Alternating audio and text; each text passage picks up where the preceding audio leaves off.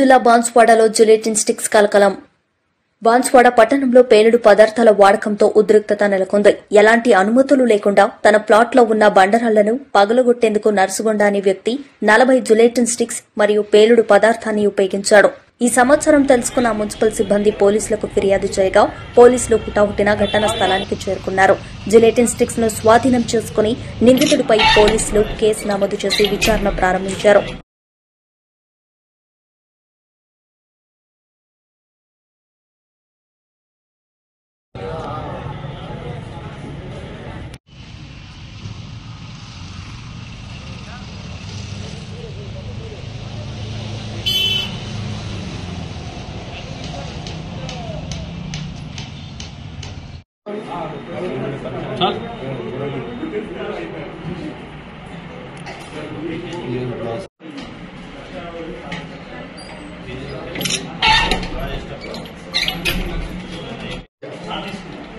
Black आएगी जाग्रता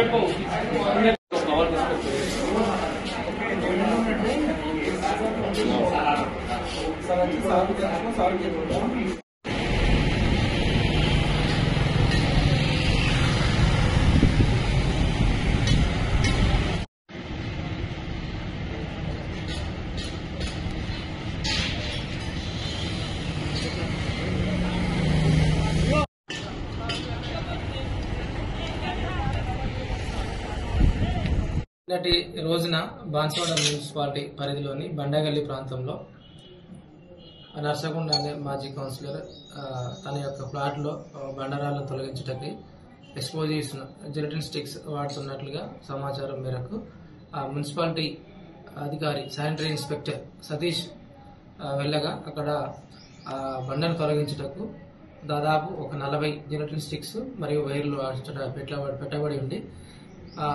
వాటి వలన వాటికి పర్మిషన్ లేనందున ప్రభుత్వ పర్మిషన్ లేనందున వాటిని బ్లాస్ట్ చేయడానికి వారు అనుకున్నారు. కాబట్టి మేము సతీష్ తోని ఫిర్యాదు స్వీకరించి 40 జిలెటిన్ స్టిక్స్ స్వాధీనపరుచుకొని నర్సగొండపై కేసు నమోదు చేయబడింది.